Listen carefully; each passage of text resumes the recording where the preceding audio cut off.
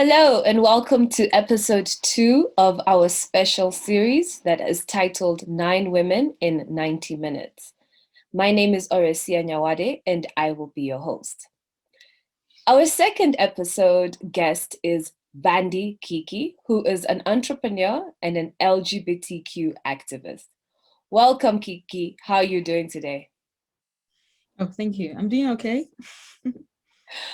I'm so happy to have you here to just be able to be a friend of yours on a personal capacity, but also just hear about the work that you're doing and participate in this podcast.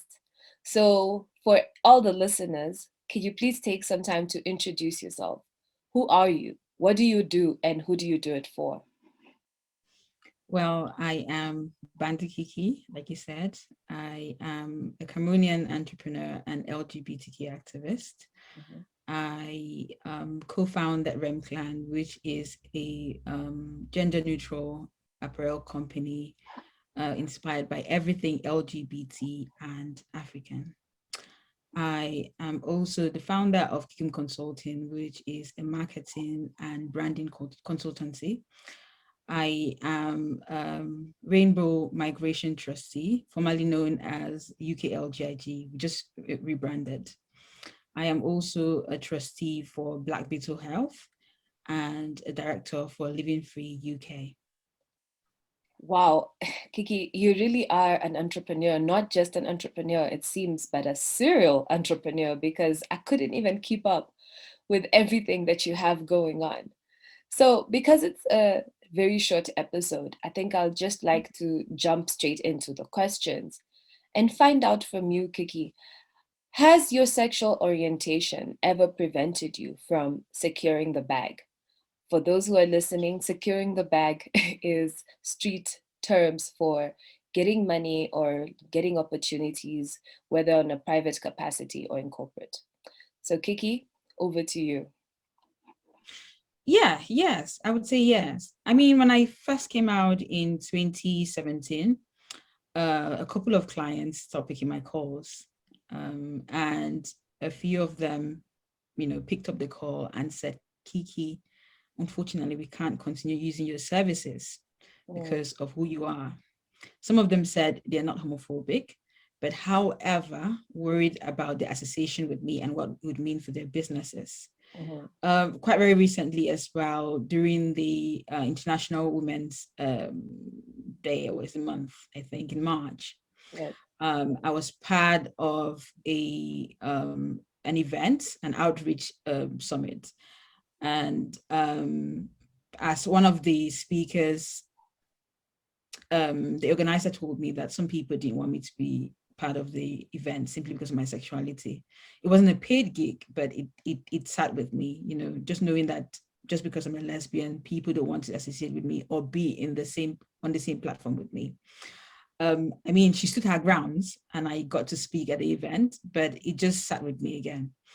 Um, I've also just been part of a project that one of the people participating in the project has said that I don't want to work with a lesbian, and I was kicked off the project. So it's happened, and it's something that I keep experiencing, especially within the African community. Thank you for sharing that. And it's just unfortunate that there are some people, as you said, especially within the African community, who are just not ready to be very inclusive in their societies and accept different people for their different choices. Which leads me to my next question, that I am looking forward to hearing what you have to say about this. Is there room for sexuality and fluidity in African culture? How can Africans go about embracing a more inclusive society? I think sexual diversity and gender diversity has always been part of the African culture. And before colonization, you had tribes in Africa like the Dagaba tribe, where gender was based on energy as opposed to anatomy. We also have records of the Pangea people of present day Cameroon and Gabon, where men were known to have sexual intercourse with other men. In Sudan's Zande tribe, lesbianism was very common as well in polygamous households.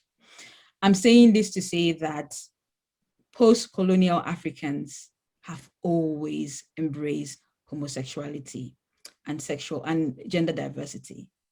However, with colonization came the Christian morals and all that, where we now hold people like myself Yeah. in a different light as opposed to what our ancestors did. Our ancestors were comfortable with homosexuals. Homosexuality is interwoven in the African fabric. Wow. And what resources do you feel are available for helping Africans embrace this more inclusive society like they did pre-colonialization? I think there are books out there. You have The Invention of Women by Oyeronke Oye Wumi. I hope I pronounced that right. Yeah. You have The Lies We Have Been Told, which is an essay by Tabo Bisi. And you also have Boy Wives and Female Husbands by Stephen Murray, edited by Stephen Murray and Will Resco. So yeah, those are some of my favorite resources where you can actually read about African history and the classification of genders pre-colonization. Yeah, and when other than reading, I know one thing about you is that you also use your own platform to just educate people. Can you please tell us a little bit more about that before we wrap up with our last question? Well, I often use my platform to share queer African history, obviously, talk about, represent other queer Africans. I also use my platform as an outlet for queer Africans to find love, because it's difficult when you're in an anti-LGBTQ country like Cameroon, Nigeria, and the rest of them. It's sometimes difficult to find love. So I use my platform, to help people find love as well. And I just simply use my platform sometimes to be myself, to celebrate me. Sometimes we underestimate the power of visibility. A young Kiki would have wanted to have me in their lives, to have their lives validated by my lived experiences. Yeah. So in a way, I try to position myself as somebody I would have wanted if I were younger, or when I was young and in the closet and struggling. So yeah. No, I love that. And yes, we do believe in the power of visibility, even just as a woman in leadership, as an entrepreneur. There's times in our history that people like us didn't exist, or as many as us. And so being able to see that really does help. So Kiki, thank you so much. I have just one last question for you, which is, I guess you probably already answered it, but I know you have more gems for us. Is what advice or wisdom would you give to your 19-year-old self? I guess I'll tell my 19-year-old self that there's nothing wrong with you. Some boys love boys, some girls love girls. I would also say to myself, that my younger self, that your mom won't be around for a very long time. So enjoy whatever time you have with her and slow down on the stubbornness. I would also tell myself that you're going to have a very colorful life, okay? Brace yourself for the challenges. And it is imperative to note that your self-worth, it doesn't depend on people's acceptance. Yeah, wow.